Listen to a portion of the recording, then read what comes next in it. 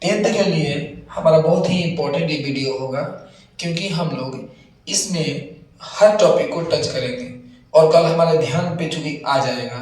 ध्यान पे आने के लिए हमने ये वीडियो बनाया है कि आप एक बार रिवीजन कर लीजिए।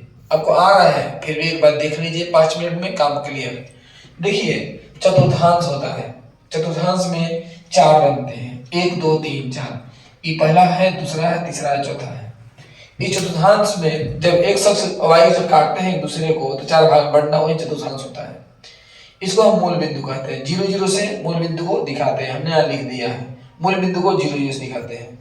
इसमें बहुत सारे बिंदु बनते हैं, जिसमें एक शख्स होते हैं और वायु होते हैं। एक शख्स वाले को हम भुज कहते हैं, वायु वाले को कोटि कहते हैं। जैसे में आएगा प्रश्न, इसमें भुज का मान बताइए था -3, इसमें कोटि का मान बताइए था 5। इधर वाले को वायु, इधर वाले को एक शख्स, तो इधर वाले को भुज, इधर वाले को कोटि। इसमें भुज का मान बताइए था 2, कोटि का मान बताइए था -5। ठीक है, आएगा प्रश्न ये कौन सा चतुर्थांश में? देखिए, प्लस है किसमें है? तो इसमें पहला में है। माइनस है प्लस है तो किसमें है? दूसरा में है। प्लस है माइनस है तो किसमें है? देखिए, प्लस है चौथा में है। ये आपको ध्यान में रखना होगा। माइनस है माइनस तो किसमें है? तो तीसरा में है। अब यहाँ देखिए, एक्स वाला दिया है, वाई वाला नहीं दिया है, 0 है ना, तो ये एक्स अक्ष पे है। हाय देखिए यार, 0 मत देखिए, देखिए एक्स वाला दिया है तो एक्स अक्ष पे है, एक्स अक्ष पे है, मैंने एक्स लाइन पे है। ये देखिए, ये अगर माइनस भी रहेगा तभी ये एक्स अक्ष पे ही होगा, बस इधर में होगा। प्लस में होगा तो उधर में होगा, एक्स अक्ष पे ही होगा, क्योंकि वाई 0 दिया हुआ है, इसमें एक्स 0 दिया है, माने ये एक्स अक्ष पे है। एक्स 0 माने ये वाई अक्ष पे, देख लीजिए 6 है ना, वाई अक्ष पे है। ये आएगा प्रश्न कि ये किस अक्ष में है? ये कहां पे है?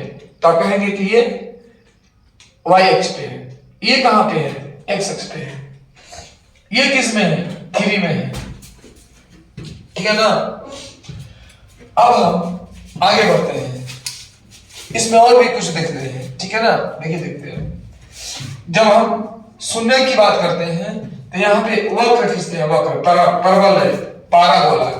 तो मान लीजिए ऐसे वक्र खींच दिया, तो एक्स अक्ष को जितने बिंदु पर काटते हैं उतने शून्यकों की संख्या हो जाते हैं। तो ये यहाँ काटा है ना, तो एक शून्य। अब मान लीजिए अगर 2 जगह काटेगा एक्स अक्ष को तो 2 शून्य, 3 जगह 3 शून्य, नहीं काटेगा 0 शून्य, है ना। अब आप ये वाई अक्ष काटेगा तो उससे कोई दिक्कत नहीं है, काटेगा काटेगा।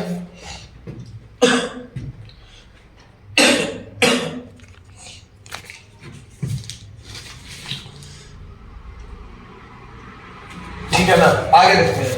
अब द्विघात बहुपद में आते हैं। द्विघात बहुपद में क्या होता है? इसका जो रूप होता है, व्यापक रूप, वो ax² + bx + c का होता है, जहां a बराबर नॉट 0, a 0 नहीं होना चाहिए।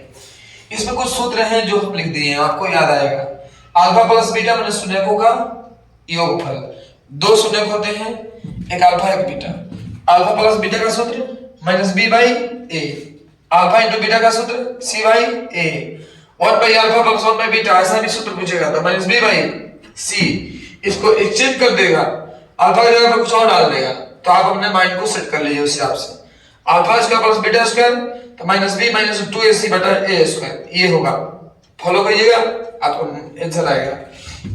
त्रिघात बहुपद का व्यापक रूप ax³ + bx² + cx + d, जहां a बराबर नॉट 0।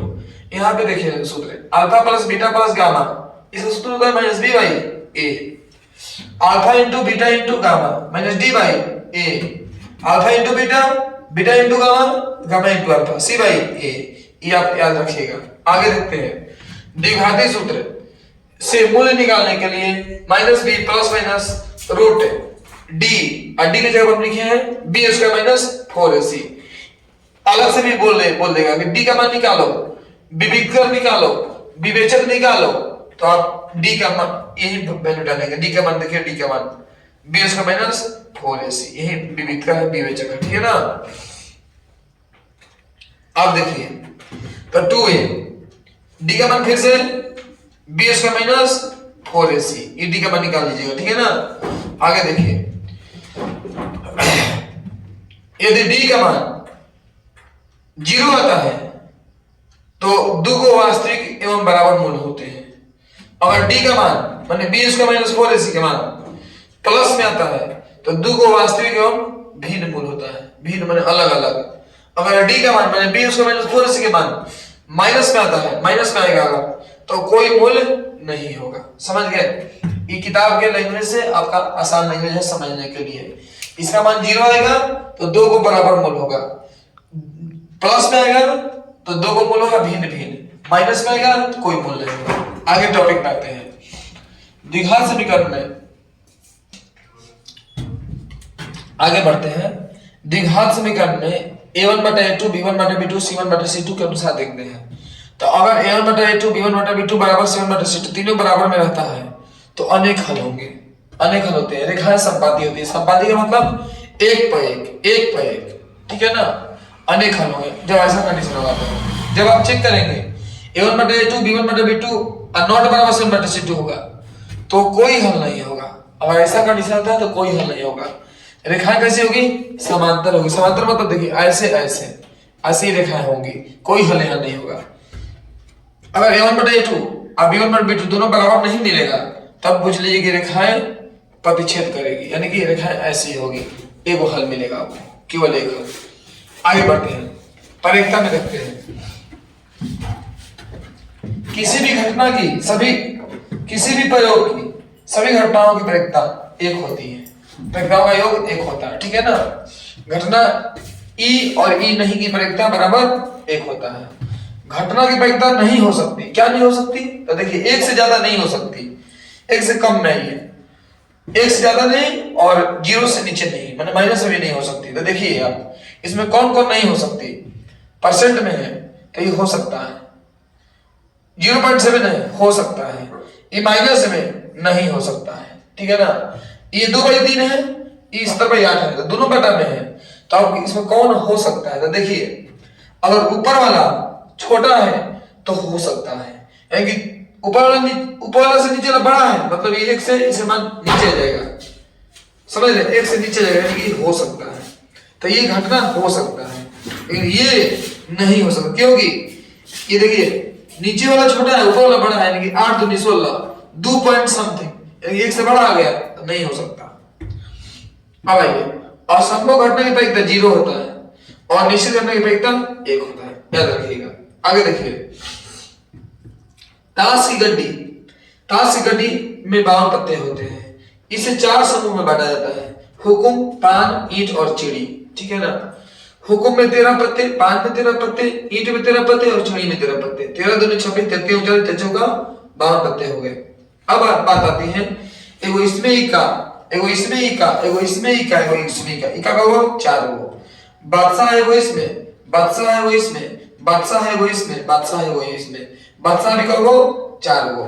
बेगम है वो इसमें, बेगम है वो इसमें, बेगम है वो इसमें, बेगम है वो इसमें, बेगम भी 4 गो और गुलाम भी 4 लिखा हो तो गुलाम भी 4 गो। अब इसमें देखिए कि हुकुम और चिड़ी काला होते हैं। हुकुम का रंग और चिड़ी का रंग काला होता है और पान का रंग और ईंट का रंग लाल होता है। याद रखिएगा, ये मैं लिख दे लाल होता है।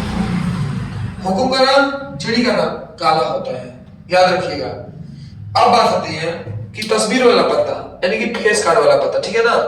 तो देखिए बादशाह, बेगम और गुलाम को तस्वीर वाला पत्ता कहते हैं, ठीक है ना।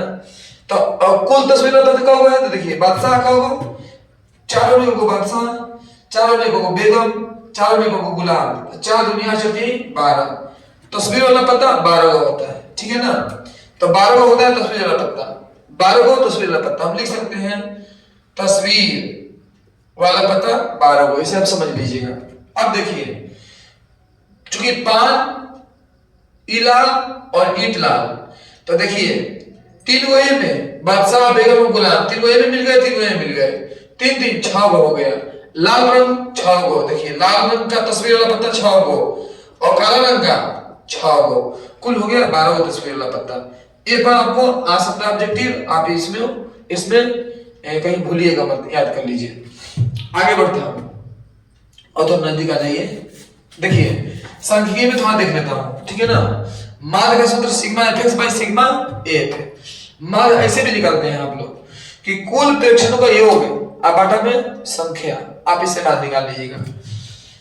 अब माध्यक में L plus N by two minus C F बटा में एफ, सी एफ संचयी वर्ग बनता है गुना एच, माने ये माप है, माप वर्ग माप होता है। जैसे 120 140, तो अगर वर्ग माप कितना होगा, याद देखिए यहां लिख रहा हूं 120 140, इसमें वर्ग माप समझ लीजिए, ऑब्जेक्टिव में भी आ सकता है वर्ग माप। अंतर कितने का है, तो 20 का, वही वर्ग माप हो गया। अंतर कितने का है, तो 20 का, वही वर्ग माप हो गया। 120 से 140 है, देखिए 20 वर्ग माप। अब इसका मध्य बिंदु निकलना होगा, मध्य चिन्ह, इसका मध्य चिन्ह, तो 120 140 को जोड़ दीजिएगा, 260 हो गया, 260 का आधा कर दीजिएगा 130, माने अगर मध्य चिन्ह हो जाएगा 130। अब इसको आप बोलते हैं निम्न सीमा, 120 को निम्न सीमा, 140 को उच्च सीमा, लोअर लिमिट अपर लिमिट, यही एल होता है। तो बाकी आगे देखिए, एक माध्यक ऐसे भी निकलता है। अब यहां देखिए, समझिए, यहां दिख रहा है नोट क्या है, ये 1 2 3 4 5 माध्यक। देखिए माध्यक दुगुने से काट दीजिए, दुगुने से बीच में बच गया ना 3, ये 3 माध्यक हो गया। माध्यक एक और भी तरीका है, समझ लीजिएगा, 1 2 3 4 5 6, तो दुगुने से काटिए, तो बीच में काट देंगे तो फिर बचबे नहीं करेगा, तो यहाँ माध्यक क्या होगा, तो बीच में जो बच गया दुगो, ये दोनों जोड़ के अधिया कर दीजिएगा, 4 3 7, 7 का आधा 3.5 हो गया माध्यक। ये भी वो तरीका है। अब ये बहुलक L plus F1 minus F0 बटा में 2F1 minus F0 minus F2 multiply H।